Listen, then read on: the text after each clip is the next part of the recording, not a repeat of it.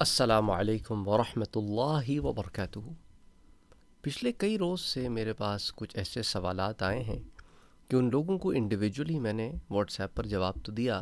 لیکن میں سمجھتا ہوں کہ اس سے متعلق ایک دفعہ پھر بات کی جائے۔ بہت عرصے پہلے بات ہوئی تھی، سوالات کی نوعیت تھی گناہوں سے، اور سوالات کی نوعیت تھی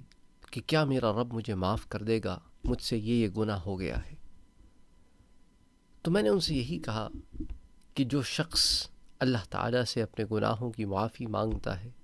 وہ رب کائنات، وہ غفور الرحیم ہے، وہ ان لوگوں کو پسند کرتا ہے جو اس سے اپنے گناہوں کی معافی طلب کرتے ہیں اور اس کی طرف لوٹ کر اور اس کی طرف پلٹ کر آتے ہیں۔ وہ انہیں بہت پسند کرتا ہے اور انہیں معاف فرماتا ہے۔ اور جب انسان توبہ کرتا ہے تو توبہ کی توفیق بھی تو اسے رب ہی دیتا ہے، اور وہ توبہ کی توفیق اسی لیے دیتا ہے کیونکہ وہ آپ کو معاف کرنا چاہتا ہے۔ کیونکہ دیکھو نا، اتنے عرصے سے ہم گناہوں میں پڑے ہوئے تھے، کبھی احساس نہیں ہوا کہ اپنے گناہوں کی معافی مانگیں۔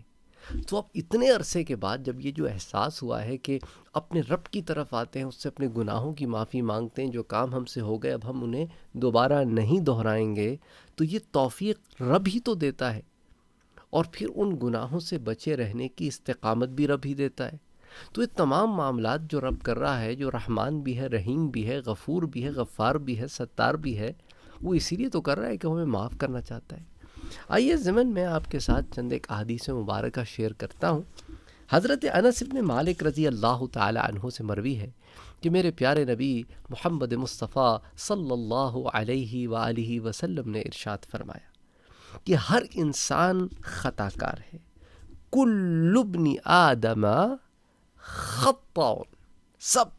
کے سب خطا کرتے ہیں، ہم سب خطا کے پتلے ہیں، لیکن اچھے خطا کار کون ہیں؟ وخیر الخطائین کون ہیں؟ التوابون، جو اپنے گناہوں کی معافی مانگتے ہیں۔ تو کل ابن آدم خطاء، سب سے خطائیں ہوتی ہیں، سب سے غلطیاں ہوتی ہیں، ہر ابن آدم سے، ہر آدم کی اولاد سے،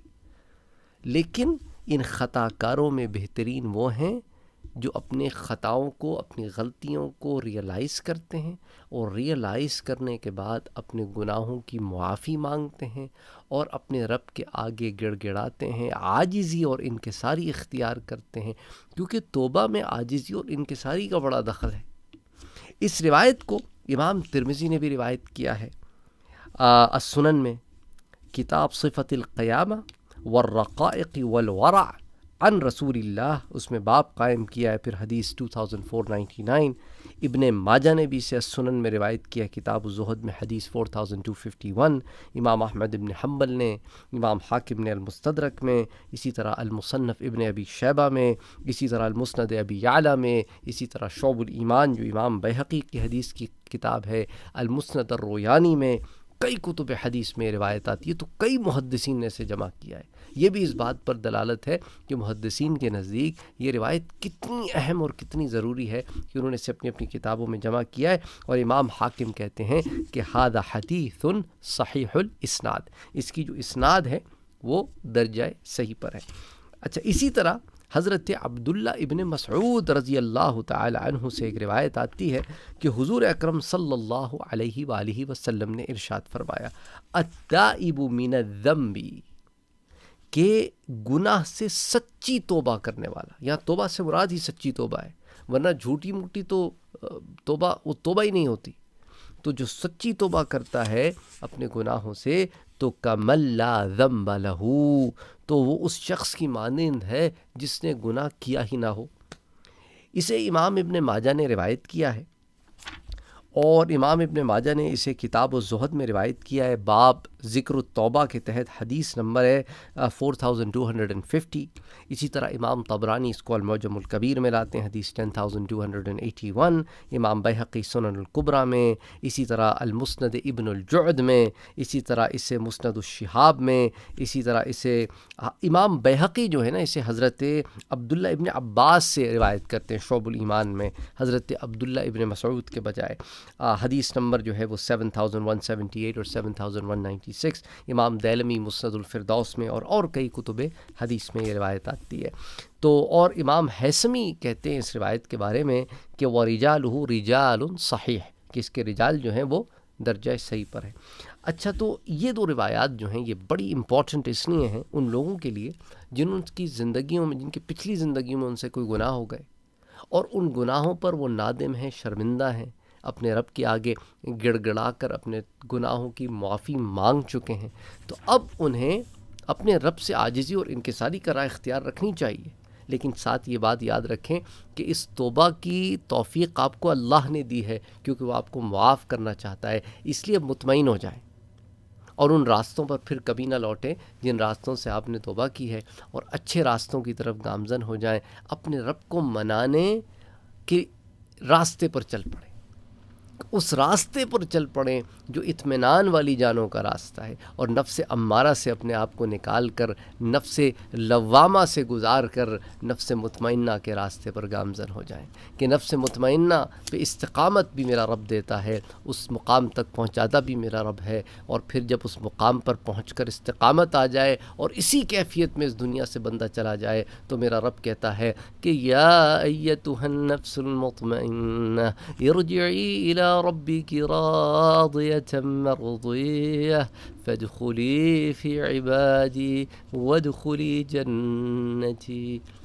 اللہ اکبر، اللہ اکبر، اللہ اکبر۔ بے شک میرا رب میرا رب میرا رب میرا رب میرا رب ہے۔ اللہ اکبر۔ وہ رب کائنات ہے، وہ الرحمن ہے، الرحیم ہے، وہ مالک یوم الدین ہے، اور اے ہمارے رب، ایاک نعبد و ایاک نستعین، تیری ہی عبادت کرتے ہیں اور تجھی سے مدد چاہتے ہیں۔ اہدنا الصراط المستقیم، اے باری تعالیٰ پھر چلا ہمیں، سیدھی راہ دکھا ہمیں، اس پہ استقامت عطا فرما دے باری تعالیٰ، استقامت عطا کر دے میرے رب۔ ہم گناہ گار ہیں، خطا کار ہیں، کوشش کرتے ہیں پر ہمارے قدم ڈگمگا جاتے ہیں، ہمیں وہ صراط مستقیم عطا فرما میرے ہمارے پاک پروردگار۔ یہ وہ راستہ جو تیرے پیاروں کا راستہ ہے، صراط الذین انعمت علیہم، جن پر تیری نعمتیں آئی ہیں، وہ ہدایت پر لوگ جو تھے، اور ان کے راستوں سے بچا جو خود اپنے آپ کو تو ہدایت پر سمجھتے تھے لیکن وہ تیرے غضب کا شکار تھے اور وہ بھٹکے ہوئے گمراہ لوگ تھے، ان لوگوں کے راستے سے بچا باری تعالیٰ، آمین یا رب العالمین۔